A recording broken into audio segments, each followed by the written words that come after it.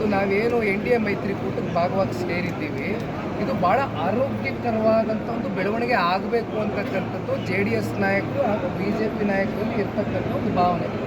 ಹಾಗಾಗಿ ನಮ್ಮಲ್ಲಿ ಎಷ್ಟು ಸೀಟು ಏನು ಅಂತಕ್ಕಂಥದ್ದು ನಾನು ಹೇಳಿದ್ನಲ್ಲ, ನಮ್ಮ ವರಿಷ್ಠರು ರಾಷ್ಟ್ರೀಯ ನಾಯಕರು ಅವ್ರ ಗಮನಕ್ಕೆ ತಗೊಂಡ್ಬಂದಿದ್ದೇವೆ. ನಮಗೆ ಒಟ್ಟಿನಲ್ಲಿ ಗೌರವಿತವಾಗಿ ನಡೆಸ್ಕೊಳ್ತಾರೆ ಅಂತಕ್ಕಂಥ ನಂಬಿಕೆ.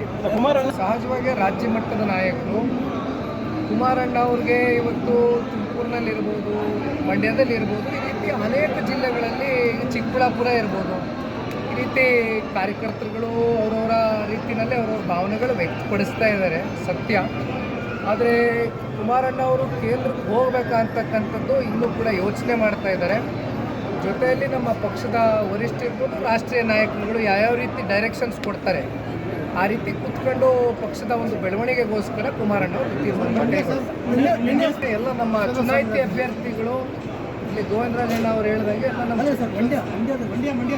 ಬಗ್ಗೆ ಇಡೀ ಕರ್ನಾಟಕದ ರಾಜ್ಯದ ಜನತೆ, ರಾಜ್ಯದಲ್ಲಿ ಇರ್ತಕ್ಕಂಥ 28 ಲೋಕಸಭಾ ಕ್ಷೇತ್ರದ NDA ಮೈತ್ರಿಕೂಟದ ಅಭ್ಯರ್ಥಿಯ ಒಂದು ಅಧಿಕೃತ ಪಟ್ಟಿ ಯಾವಾಗ ಬಿಡುಗಡೆ ಆಗ್ತದೆ ಅಂತಕ್ಕಂಥದ್ದು ಪ್ರತಿಯೊಬ್ಬರಲ್ಲೂ ಒಂದು ಯಕ್ಷ ಪ್ರಶ್ನೆ.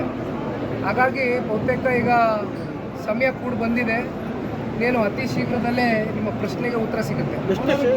ನಿನ್ನೆ ದಿನ ಪಕ್ಷದ ವರಿಷ್ಠರು ಭಾಳ ಸ್ಪಷ್ಟವಾಗಿ ಹೇಳಿದ್ದಾರೆ, JDS ಪಕ್ಷಕ್ಕೆ ಎಷ್ಟು ಸ್ಥಾನಗಳು BJPಯ ರಾಷ್ಟ್ರೀಯ ನಾಯಕರುಗಳು ಬಿಟ್ಕೊಡ್ತಾರೆ ಅನ್ನೋದಕ್ಕಿಂತ ಹೆಚ್ಚಾಗಿ NDA ಮೈತ್ರಿಕೂಟದ ಭಾಗವಾಗಿ ಇವತ್ತು ಮತ್ತೊಮ್ಮೆ ನಮ್ಮ ದೇಶದ ಗೌರವಾನ್ವಿತ ಪ್ರಧಾನಮಂತ್ರಿಗಳನ್ನ 3ನೇ ಬಾರಿ ಪ್ರಧಾನಮಂತ್ರಿಗಳಾಗಿ ಮಾಡಲಿಕ್ಕೆ ನಮ್ಮ ಪಕ್ಷದ ಕಡೆಯಿಂದ ಪ್ರಾಮಾಣಿಕವಾದಂಥ ಒಂದು ಹೋರಾಟ ಇರ್ತದೆ.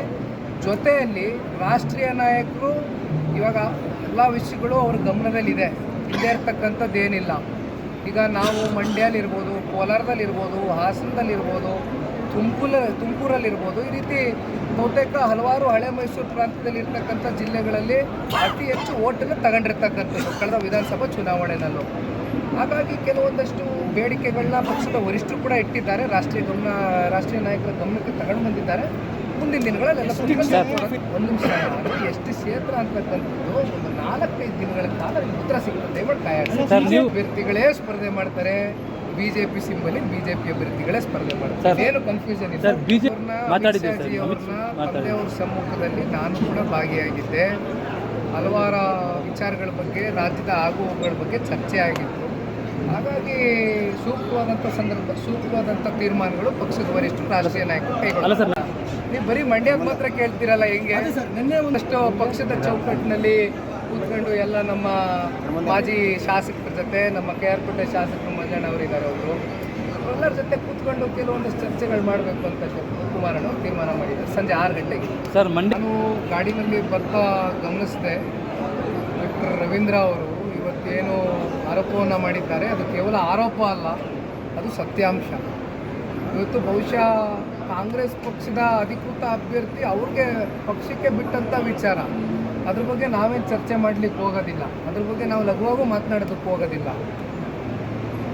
ಅದು ಮುಂದಿನ ದಿನಗಳಲ್ಲಿ ಜನ ಯಾವ್ಯಾವ ರೀತಿ ತೀರ್ಮಾನಗಳು ತಗೊಳ್ಬೇಕು ಅಂತಕ್ಕಂಥದ್ದು ಜನಗಳ ಮೇಲೆ ಬಿಟ್ಟಿರ್ತಾರೆ. ಕಾಂಗ್ರೆಸ್ ಪಕ್ಷದ ನಾಯಕರುಗಳು ಅದಕ್ಕೆ ಉತ್ತರ ಕೊಡಬೇಕಣ. ನಾನು ಜನತಾದಳ ಪಕ್ಷದವರು, ನಾನು ನನ್ನ ಪಕ್ಷದ ವಿಚಾರ ಏನಾಗಿದ್ರೆ ಮಾತನಾಡ್ತೀನಿ ಸರ್. ಮಂಡ್ಯ ಅಧಿಕೃತ ಪಟ್ಟಿ ಬಿಡುಗಡೆ ಆದ್ಮೇಲೆ ಅದೆಲ್ಲ ತೀರ್ಮಾನ ಆಗುತ್ತೆ. ರೀಸನ್ ಏನಿಲ್ಲ ನೋಡಿ, ನಾನು ಇವತ್ತು ಒಬ್ಬ ಪಕ್ಷದ ಕಾರ್ಯಕರ್ತನಾಗಿ ಈ ಪಕ್ಷದ ಬೆಳವಣಿಗೆಗೋಸ್ಕರ ದುಡಿಮೆ ಮಾಡಬೇಕು ಅಂತಕ್ಕಂಥದ್ದು ಭಾಳ ಸ್ಪಷ್ಟವಾಗಿ ನಿರ್ಧಾರ ಮಾಡಿದ್ದೇನೆ. ವಯಸ್ಸಿದೆ, ಪಕ್ಷ ಕಟ್ತಕ್ಕಂಥ ಕಾರ್ಯಕರ್ತರ ಜೊತೆ ಹುಮ್ಮಸ್ಸಿನಿಂದ ಕೆಲಸ ಮಾಡ್ತಕ್ಕಂಥ ಒಳಗಡೆ ಭಾವನೆ ಇಟ್ಕೊಂಡಿದ್ದೀನಿ. ಹಾಗಾಗಿ ತಾಳ್ಮೆಯಿಂದ ಸ್ಟಾಯ್ತು. ಭಾಳ ಜನ ಆಮೇಲೆ ಇನ್ನೊಂದು ಮಾತು ಹೇಳ್ತೀನಿ ಕೇಳಿ, ಮಂಡ್ಯ ಜಿಲ್ಲೆಯಲ್ಲಿ ಸಮರ್ಥವಾಗಿ ಇರ್ತಕ್ಕಂಥ ನಾಯಕರು ಭಾಳ ಜನ ಇದ್ದಾರೆ. ಇವತ್ತು ನಾಯಕರುಗಳು ಭಾಳ ಜನ ಇವತ್ತು ನಮ್ಮ ಕಾರ್ಯಕರ್ತರು ಬೆಳೆಸಿದ್ದಾರೆ ಮಂಡ್ಯ ಜಿಲ್ಲೆಯಲ್ಲಿ. ಹಾಗಾಗಿ ಹಿರಿಯರಿಗೆ ಒಂದು ಅವಕಾಶ ಆಗಲಿ ಮುಂದಿನ ದಿನಗಳಲ್ಲಿ ಅಂತಕ್ಕಂಥದ್ದು ಯುವಕನಲ್ಲಿ ಬಿಡುಗಡೆ ಆದಾಗ ಗೊತ್ತಾಯ್ತು. ಅಭ್ಯರ್ಥಿಗಳ ತಿರ್ಚಿ ಪರಿಚಯ ಅದೇ ಕೇಳ್ತೀರಿ ನೋಡಿ. ಇಲ್ಲಿ ಈಗ ಹಾಲಿ ಸಂಸದರು BJPಯಿಂದ ಇರ್ತಕ್ಕಂಥದ್ದು. ಹಾಗಾಗಿ ಗೊಂದಲದ ಪ್ರಶ್ನೆಗೆ ಗೊಂದಲದ ಉತ್ತರ ಕೊಡ್ಲಿಕ್ಕೆ ನಾನು ಸಿದ್ಧ ಇಲ್ಲ.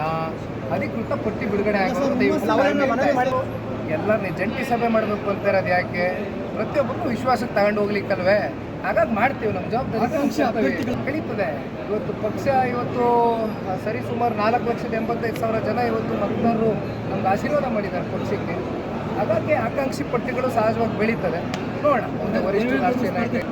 ನನಗೆ ತಿಳಿದ ಮಟ್ಟಕ್ಕೆ ದೇವೇಗೌಡರು ಚುನಾವಣಾ ರಾಜಕಾರಣದಲ್ಲಿ ಸ್ಪರ್ಧೆ ಮಾಡ್ತಕ್ಕಂಥದ್ದು ಸದ್ಯದ ಮಟ್ಟಕ್ಕೆ ಅವ್ರು ತೀರ್ಮಾನ ಮಾಡಿಲ್ಲ ಅಂತಕ್ಕಂಥದ್ದು ನನ್ನ ಒಂದು ಒಪಿನಿಯನ್. ಹಾಸನ ಕ್ಷೇತ್ರ ಸಾಹೇಬ್ರು ಮತ್ತೆ ಕಾದು ನೋಡೋಣ. ಮತ್ತು ತಾಳ್ಮೆಯಿಂದ ಇನ್ನೇನು ಕೆಲವು ದಿನಗಳು. ಸರ್ ಸುಮಾರು 16-17 ವರ್ಷಗಳಿಂದ ನಿರಂತರವಾಗಿ ಜಯದೇವ ನಿರ್ದೇಶಕರಾಗಿ ಅವರು ಸಲ್ಲಿಸತಕ್ಕಂಥ ಒಂದು ಏನೊಂದು ಸೇವೆ ಇದೆ. ಆ ಸೇವೆ ಬಹುಶಃ ಇವತ್ತು ಇಡೀ ರಾಜ್ಯದ ಜನತೆಯ ಒಂದು ಮನಸ್ಸಿನಲ್ಲಿ ಇರ್ತಕ್ಕಂಥದ್ದು, ಹಾಗೂ ಇಡೀ ರಾಷ್ಟ್ರವೇ ಇವತ್ತು ಮಾತನಾಡ್ತಾ ಇರ್ತಕ್ಕಂಥದ್ದು. ಹಾಗಾಗಿ ಸಹಜವಾಗಿ ಮಂಜುನಾಥ್ ಸಾಹೇಬ್ರು ಅಂತಕ್ಕಂಥ ಒಂದು ವ್ಯಕ್ತಿ ರಾಜಕಾರಣಕ್ಕೆ ಬರಬೇಕು, ಜನಸೇವೆ ಮಾಡಬೇಕು ಅಂತಕ್ಕಂಥ ಒಂದು ಅಭಿಪ್ರಾಯ ಸಾಕಷ್ಟು ಜನಗಳಲ್ಲಿ ವ್ಯಕ್ತಪಡಿಸ್ತಾ ಇದ್ದಾರೆ. ಅದು ಪಕ್ಷಾತೀತವಾಗಿ ವ್ಯಕ್ತಪಡಿಸ್ತಾ ಇದ್ದಾರೆ. ಹಾಗಾಗಿ ಬಹುಶಃ ಇದ್ರ ಬಗ್ಗೆ ತೀರ್ಮಾನ ತಗೊಳ್ತಕ್ಕಂಥ ವ್ಯಕ್ತಿ ಇವತ್ತು ದೇವೇಗೌಡರು ಸಾಹೇಬರು ಇದ್ದಾರೆ, ಕುಮಾರಣ್ಣ ಅವರು ಇದ್ದಾರೆ, ಜೊತೆಗೆ ಮಂಜುನಾಥ್ ಸಾಹೇಬರು ಕೂಡ ಅವ್ರ ಮನಸ್ಸಿನಲ್ಲಿ ಏನಿದೆ ಅಂತಕ್ಕಂಥದ್ದು ಅವ್ರು ಕೂತ್ಕೊಂಡು ಚರ್ಚೆ ಮಾಡಿ ಮುಂದಿನ ದಿನಗಳಲ್ಲಿ ಅವರು ತೀರ್ಮಾನ ತಗೊಳ್ತಾರೆ, ಒಳ್ಳೆ ತೀರ್ಮಾನ ತಗೊಳ್ತಾರೆ. ನಮಗೆ 28 ಕ್ಷೇತ್ರನೂ ಗೆಲುವು ಸಾಧಿಸಬೇಕು, ನಮ್ಮ ಉದ್ದೇಶ ಅದು. ನಿನ್ನೆ ಪಕ್ಷದ ವರಿಷ್ಠರು ಕೂಡ JP ಭವನದಲ್ಲಿ ಪ್ರೆಸ್ ಮೀಟ್ ಕರೆದು ಇದನ್ನೇ ಹೇಳಿದ್ದಾರೆ. ನಮಗೆ ಎಷ್ಟು ಸ್ಥಾನ ಬಿಟ್ಕೊಡ್ತಾರೆ ಅಂತಕ್ಕಂಥದ್ದು ರಾಷ್ಟ್ರೀಯ ನಾಯಕರು ಪಕ್ಷದ ವರಿಷ್ಠರು ಕೂತ್ಕೊಂಡು ಸೂಕ್ತವಾಗಿ ತೀರ್ಮಾನ ಮಾಡಿ ಅತಿ ಶೀಘ್ರದಲ್ಲೇ ನಿಮ್ಮ ಮುಂದೆ ಇಡ್ತೇವೆ. ಅಲ್ಲಿವರೆಗೂ ತಾಳ್ಮೆ ಕಾಯೋಣ.